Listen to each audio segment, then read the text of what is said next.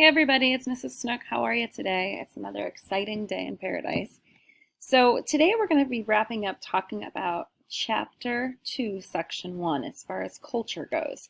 And remember, we've been talking about how in a culture there are five main components. And we've really been focusing on how a culture has certain symbols that people use to communicate. And those symbols really could be more of the gesture type, or they could be a picture, an image. So there's a little bit of verbal and nonverbal communication going on there. Also part of a culture in terms of their five main components, you have language. And remember we talked about the Sapir-Whorf hypothesis and how ultimately there's cultural determinism in there, meaning that when an object, a value, a concept is important to a group of people, they make more words for that. So whether it's coconuts, in terms of material culture, or whether it's time in terms of non-material culture, they would have more words to kind of show that concept and what it means to them and how important it is to them. Also, in a group of people and in a society in general and in a culture, you have technology. What role does technology play in terms of tools and the objects that they use in the material and the non-material culture? There are their values, which are different than the beliefs. People can have individual beliefs in terms of you believe in a tooth fairy, you believe that if you wear a necklace, you will be protected and safe, you believe in angels and demons, or you don't. And then last but not least, there are norms, and I should say values really, as far as beliefs go. Values are more so what the group of people in general believe, in terms of, do you believe in freedom?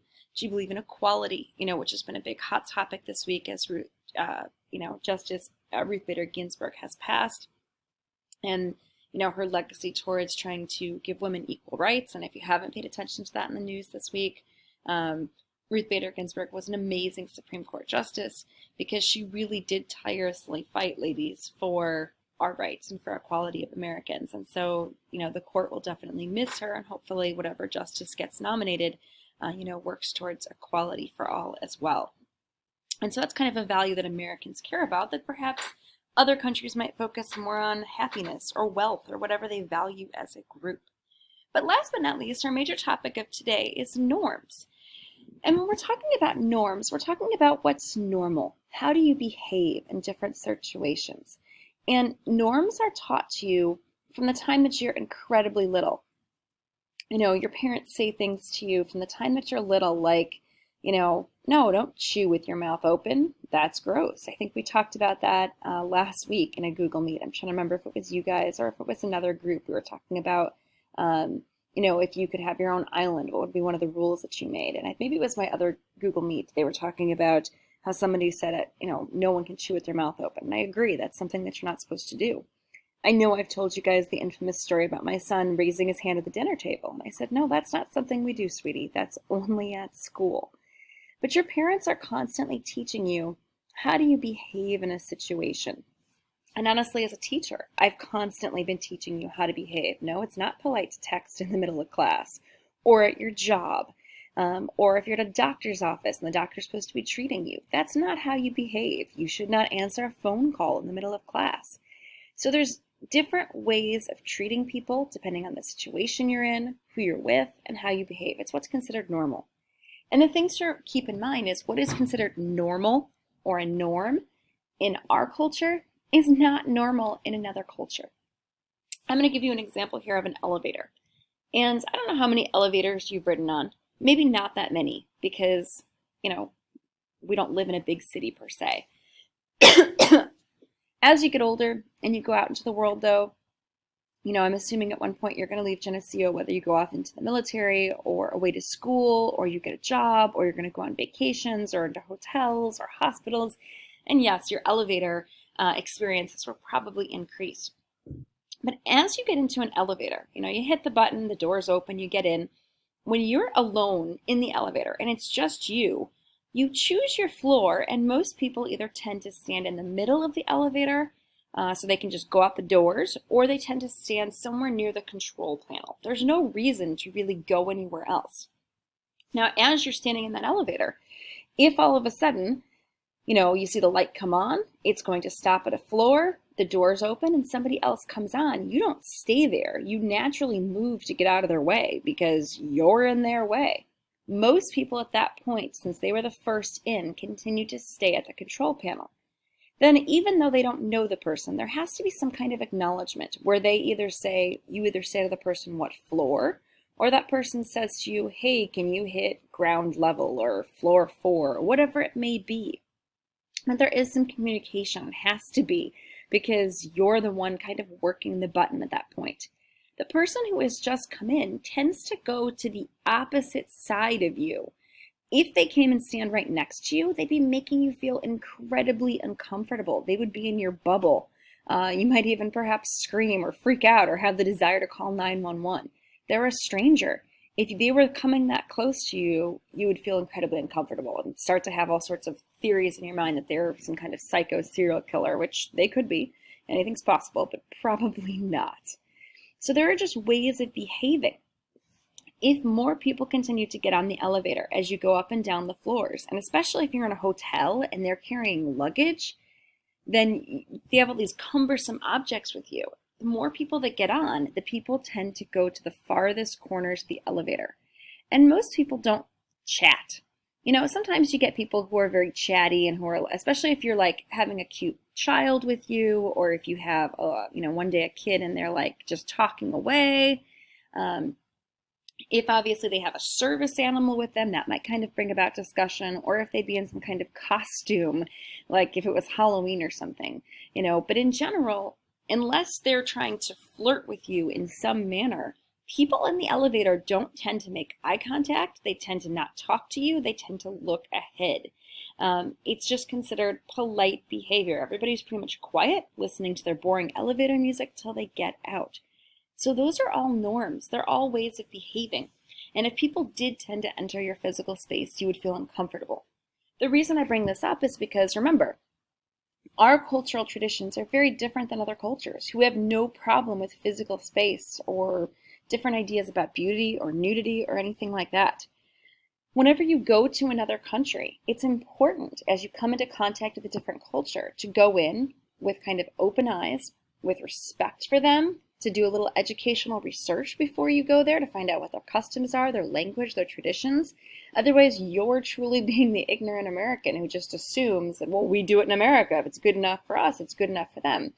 Perhaps, but they've been raised maybe in a different way. So it's always important to investigate, what are the rules if you go to England for going on a lift or, talking to people, asking questions, trying to not just assume and never be arrogant. But there are different ways of behaving. Now, when it comes to our norms are broken down into two different categories called folkways versus mores. I'm coughing a lot again. I think it's just allergies, I'm hoping. So when it comes to folkways are norms that have very little moral significance. They're just like routines more than anything. They're procedures. There's ways of doing things. And if you don't follow these folkways, people may look at you strangely, but they're not going to stop being friends with you. For example, your parents will teach you that as you go to a party, you should not perhaps just constantly stick your hand in the bowl of chips. They have little plates out. You put the food on the plate. Okay? When it's time to go get chips and dip, you don't take, all the dip. You take a little scoopful. You share. You wait till everybody's kind of gone through the line. And if they didn't teach you this stuff, well, here you go. You're getting a great life lesson today. Another thing is double dipping, right? Nobody wants your nasty stuff, especially in the age of COVID and all your stuff in there. So, you don't double dip your chips. Now, if you see somebody doing this, you're kind of into this moral dilemma. Do you say something? Do you tell them to stop it? Do you tell other people? Do you make rude remarks? Do you post it on social media? Do you continue to eat the dip? Do you walk away? Especially in the age of COVID, it's hard to say what you perhaps are doing next. If they're violating this norm of not double dipping, they're violating a folkway.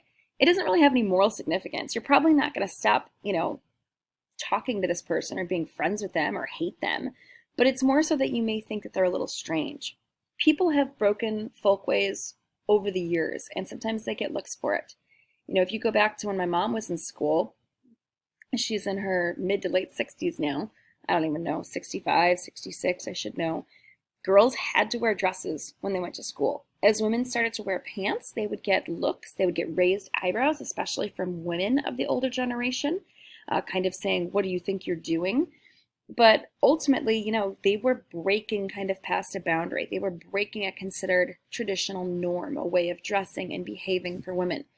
Same thing as bathing suits changed, or as people started to get more piercings or tattoos openly, or dyeing their hair different colors. You may have people who obviously give you a look because they are violating a folkway. And my advice for you, especially as you go off into the world, is don't judge a book by a cover. Just because people dress differently than what you're used to or look differently does not mean that they might not be one of the greatest people and become one of your best friends. So make sure to have that open mind. Folkways could be all sorts of things, though. Most Americans, I assume, sleep in a bed, but I don't know. Maybe you don't. Maybe you sleep on a bed of nails. Maybe you sleep on the floor. Maybe you sleep on an air mattress. Maybe you sleep outside in a tent. So yet again, they could be violating a folkway, but there's nothing wrong with that, perhaps. It's also an expectation in our society that you wear matched socks. We sometimes have crazy days for homecoming where it's like, ooh, wear crazy socks. Wear mismatched socks. Yet again, if somebody wears goofy socks or socks with holes in them or they're never matched, we don't judge them. We don't think anything less of them. And I think for a while there actually was a trend where that was cool in some cases.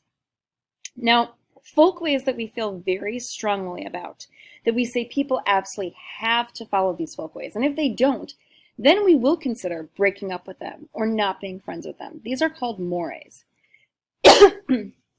Sorry guys, I'm kind of dying over here. Mores actually have moral significance. So for example, there are ways of behaving, when you go to church, if you're religious, or to a funeral, or to a wedding.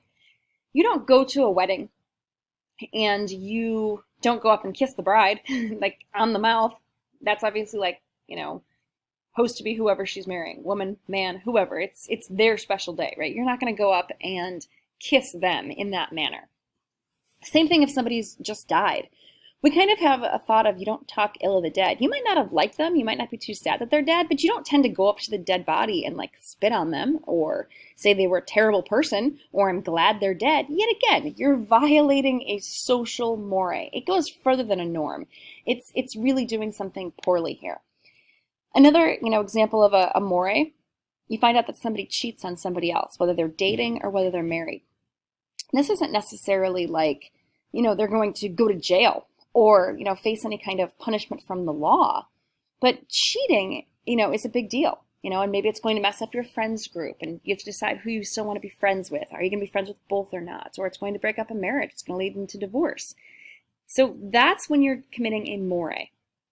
You're doing something that morally people are going to judge you on, and it's going to have repercussions in the future. And they may consider not being friends with you because of it. So mores have that significance, a true impact on your life. So this isn't just somebody wore the same wrong kind of socks that didn't match, or they dyed their hair a different color, or they double dipped in the chip bowl. We're talking about somebody went up and spit on your grandma's dead body, or somebody, cheated, you found out that your boyfriend or girlfriend cheated on you, with your best friend. We're talking about something significant here. And mores that people feel so strongly about have been turned into laws. So people universally agree that murder is wrong. Theft is wrong. You're violating somebody's basic rights. So they feel so strongly about them that there needed to be a code of conduct. There needed to be some kind of official sanction or rule. And that if, you violate this law or this rule, you're going to face some kind of consequences or punishment or sanction by society. At the school level, it's obviously a disciplinary referral or detention, or not able to go to some kind of sporting event or something like that on your record. Compared to in society's level, it's getting a speeding ticket, it's community service, it's time in jail, it's perhaps, it's perhaps death, obviously if it's murder charges or something like that. Now, there are some laws that when people violate them, it's not just about the fact that they broke the law, like they murdered someone or they raped someone or they committed theft or robbery or something like that. It's that they just did something and everybody is grossed out by it. Like clearly they're a psycho murderer, or clearly they're a child molester, and that's bad enough alone, and they deserve to go to jail for it, or to receive some kind of mental health services for it. But we're talking about like people are grossed out. They feel that it is fundamentally wrong. It has crossed some kind of line in people's minds. That is a taboo. And taboos are things that are, people have violated this social norm, this more, and they feel personally impacted. And so everyone in the society basically agrees that this is something that's prohibited. Examples of taboos would be like cannibalism, okay? It's one thing, obviously, that you killed someone. That's a terrible crime, and perhaps it was in self-defense, perhaps it was not. But if it's that you killed someone and then so you could eat their body, that's just crossing a whole different line.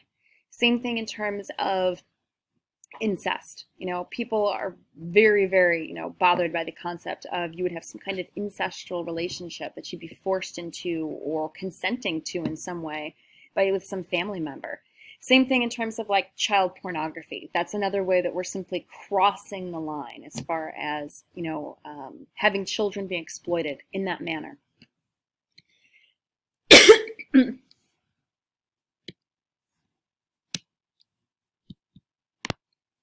And so I just gave you on the next two slides here, you don't have to write these down because I also attached these in the PDF. Here's just some examples of folkways, norms that have little moral significance. They're all about routines developed through trial and error. They can change from one situation to another. They'll have some kind of reaction by society, but it's not a big deal. It's often about people's preferences.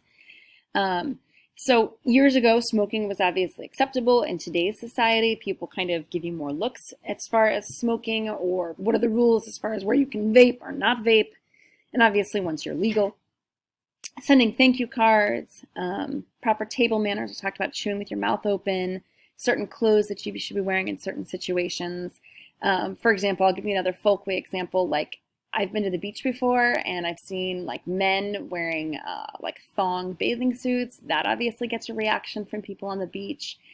So yet again, it's all about what you're wearing. Mores are, of course, those norms that have great moral significance. It's all about group survival, group welfare. It's tied to your values. And of course, ones that people feel strongly about, we've turned into rules at school or laws. And the ones that feel most strongly about are, of course, taboos that you should not be doing because they're breaking that social customs and culture. So this is the whole you don't kill, you don't steal, you don't cheat, you don't break your promises. And if you notice on there, this list has Rise for the National Anthem, which I think is interesting since that was one of our journal questions this week. But you don't cry fire in a public place, you don't yell bomb if there's not, etc. And then, of course, if you violate these different mores, you're going to be receiving some kind of consequence, some kind of punishment, or what we refer to as sanction. And if you are violating a more or a taboo, and you are breaking the law, for instance, you're going to be receiving some kind of negative sanction. And so we're going to talk more about sanctions later this year once we get into crime and deviance. But ultimately, there's a difference. If you have violated a folkway, and for example, you perhaps dye your hair, get a piercing, get a tattoo, and you have violated some kind of norm and it's a folkway and your parents perhaps may not approve, you may get a disapproving look. Maybe you even get kind of a little lecture, but it's more of a negative informal sanction in terms of more of a scolding or gossip about you or some kind of insult. You're only getting a formal negative sanction, like if you're actually, breaking a rule in school and you're receiving a disciplinary referral for texting on your phone, or a speeding ticket, or obviously spending time in jail if you, committed a serious more, right, like killing someone, or of course, violating a taboo. So there's definitely, a difference there in terms of what's going to happen. If you violated a folkway, for the most part, you're going to get an informal sanction. If you violated a more, you're probably going to be getting a formal sanction. But it can just depend. Cheating on someone isn't going to result in any kind of disciplinary action from the law. And of course, positive sanctions, yet again, informal. If somebody's happy, that's more of a smile compared to a formal positive sanction, like some kind of reward. All right, guys, that wraps it up for today. Have a great day. Let me know if you've got any questions as you're working on your norms assignment. Later.